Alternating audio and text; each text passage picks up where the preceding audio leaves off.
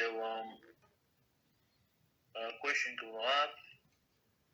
Considering when someone converts, their appliances do not need Teveila, since they are considered ownerless.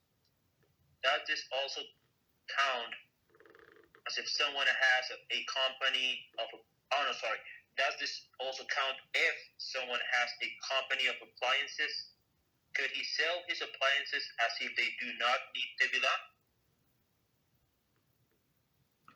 One side. So wow, that's so what a question. So let me try to understand. So somebody when somebody converts, the things become ownerless. No, it's not true.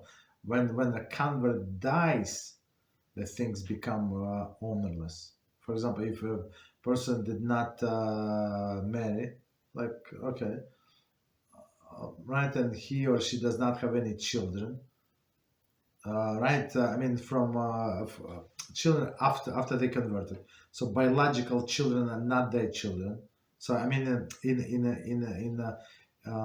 meaning of the inheritance. So if any Jew who comes there to his house, let's say a person died, so he can take whatever they want.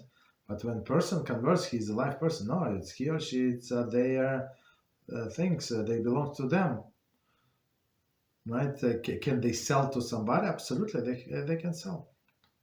So, for example, I have I don't know what I have like the dishwasher. Let's say I don't know if people sell use dishwasher, but people say sell anything, right? So for me, it's not kosher. But if I sell to another non-Jew, there's no problem. There is no prohibitions whatsoever for them to use this dishwasher. So it does not. I mean. Right, so it does not have to be ownerless. It's mine, but I sell it to a non-Jew. No, there's no problem whatsoever. Was it like another part of the question, or that's or we answered it?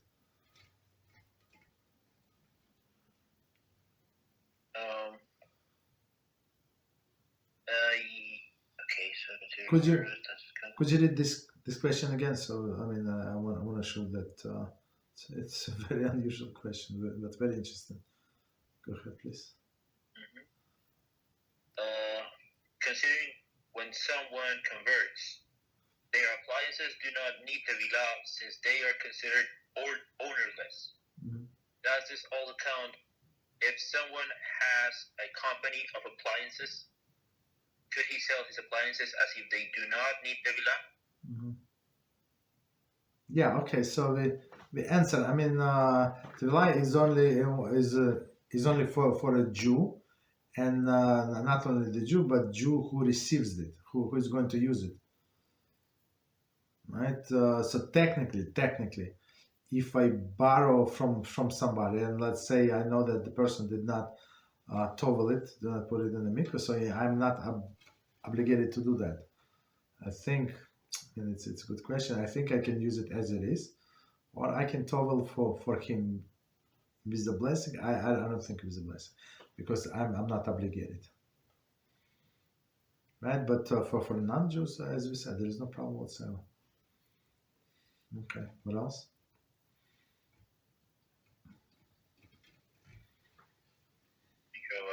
You're welcome.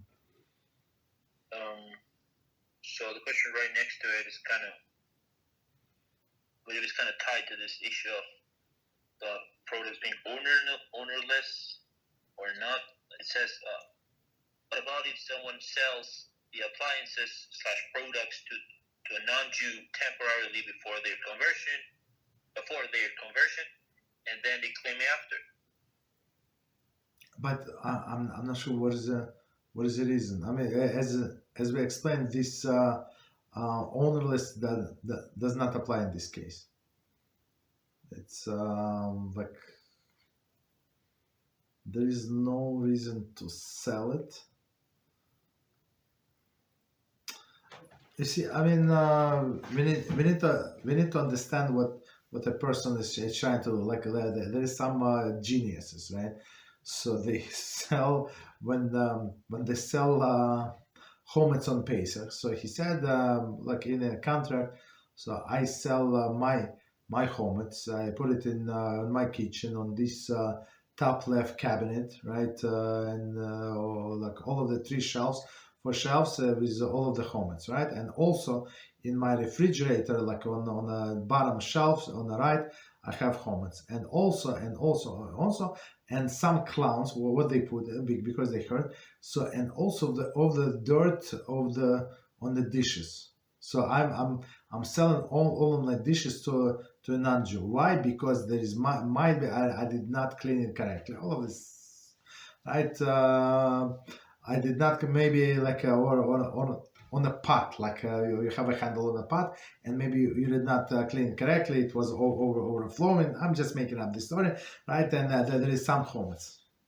Okay, so and I'm going to sell everything to non-Jew. So guess what? These clowns, when they buy back, even though it stayed all of this time in your house, it's non-Jew did not even come to your house. He did not even check, like zero, right? But since it belonged to non-Jew, you have to toggle everything. Guess what? So that's not a good idea to sell a non-Jew anything or give him as a gift, nothing. Right? The only thing that with a non-Jew that it might be like solution. So you bought something, right? You bought a pot or whatever you bought, and that requires Teveila, right? So it's a metal or glass for sure, like biblically required, rabbinically, and you did not have time before Shabbos, like that's it. So, for example, Mikvan next to us, I think it's been closed for 2 or 3 months now.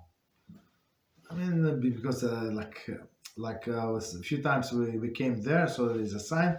So I checked that the water is so dirty, it's like a brown water. Maybe like because it collects on the roof, maybe like something broke on the roof, or maybe like rust from piece of metal. I don't know, but the water is not clean, so they're not sure. So they say don't do it. I mean, right? So I mean, but you can look inside, but that's what it is. So sometimes like I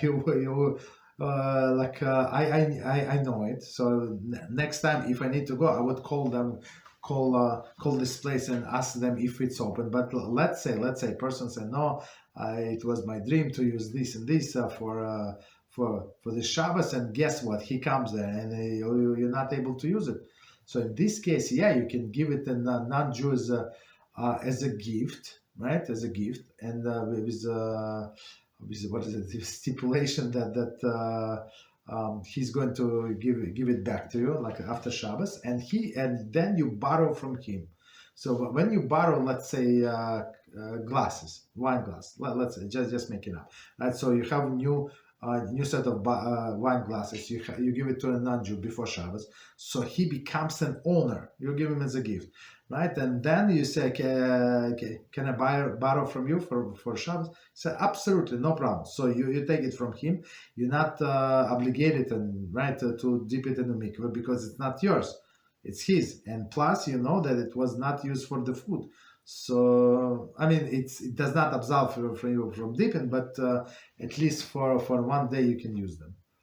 So that's one solution that I can think of, and of course you use it, and after Shabbos he gives you back. He said, yeah, keep it, right? And you can keep it, and then you can go after Shabbos to dip it in the mikveh.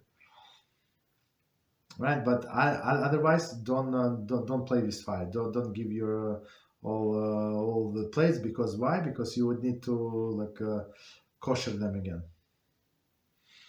Okay. Thank you, Rabbi. You're welcome.